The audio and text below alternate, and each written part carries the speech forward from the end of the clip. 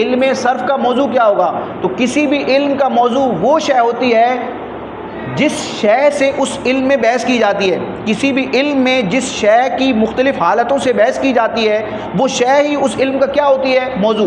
جیسے کہ علم طب ہے یعنی میڈیکل ہے، تو اب میڈیکل جو ہے علم طب ہے، اس میں ہم کس چیز سے بحث کرتے ہیں؟ انسان کے جسم سے، انسان کے جسم کے مختلف حصوں اعضاء سے ہم بحث کرتے ہیں. آنکھوں کا مسئلہ ہے تو آنکھوں کی کون سی بیماری ہو سکتی ہے، اگر خدا نخواستہ کوئی بیماری ہو تو اس کو سیٹ کرنے کا کیا کیا فارمولہ ہے، کون سی دوائیں دینی ہے. خدا نخواستہ آپریشن کرنا ہے تو آپریشن کس انداز میں کرنا ہے. صحیح ہے، دل کا ہے معاملہ، کڈنی کا معاملہ ہے، ہاتھ کا، بازو کا، خدا نخواستہ کسی کا کوئی ہڈی فریکچر ہو جاتی ہے تو اس کو جوڑنا کیسے، آپریشن کیسا کر رہا ہے. تو علم طب جو ہوتا ہے میڈیکل، اس میں کیا کرتے ہیں آپ؟ انسان کی باڈی، انسان کے جسم کے مختلف اعضاء کے بارے میں کیا کرتے ہیں؟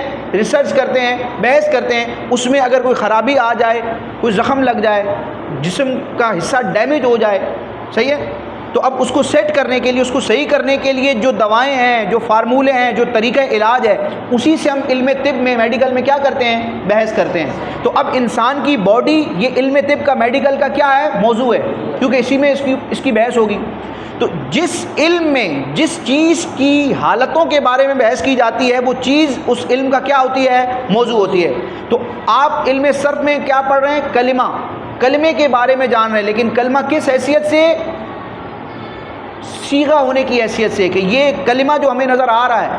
جیسے مثال کے طور پر دربا زیدن، اب دربا زیدن میں دربا ایک کلمہ ہے، تو اس کلمے سے میں نے بحث کرنی ہے، لیکن کس حیثیت سے؟ اس حیثیت سے کہ یہ دکھنے میں کیسا ہے؟ نہیں. اس حیثیت سے کہ یہ معرب مبنی ہے؟ نہیں. اس حیثیت سے کہ یہ دربا صیغہ کون سا ہے، صیغہ کون سا ہے. اسم ہے یا فعل ہے؟ فعل ہے تو کون سا فعل ہے؟ اگر فعل ہے یا اسم ہے تو یہ اپنی اصلی حالت پر ہے یا اس میں کوئی تبدیلی ہوئی ہے. تو علم صرف میں آپ کلمے سے بحث کرتے ہیں، لیکن کلمے کی کون سی حیثیت؟ صیغہ ہونے کی حیثیت.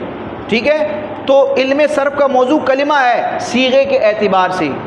صحیح ہے، صیغہ ہونے کے اعتبار سے کلمے کو ہم موضوع بناتے ہیں، یعنی کلمے سے ہی بحث کرتے ہیں، کلمے ہی کے حالات کو جانتے ہیں علم صرف میں. لیکن وہ حالات کس حیثیت سے جانتے ہیں؟ کہ یہ کلمہ اپنی ذات میں صیغہ کون سا ہے. ٹھیک ہے، سمجھ میں آئی آپ کو؟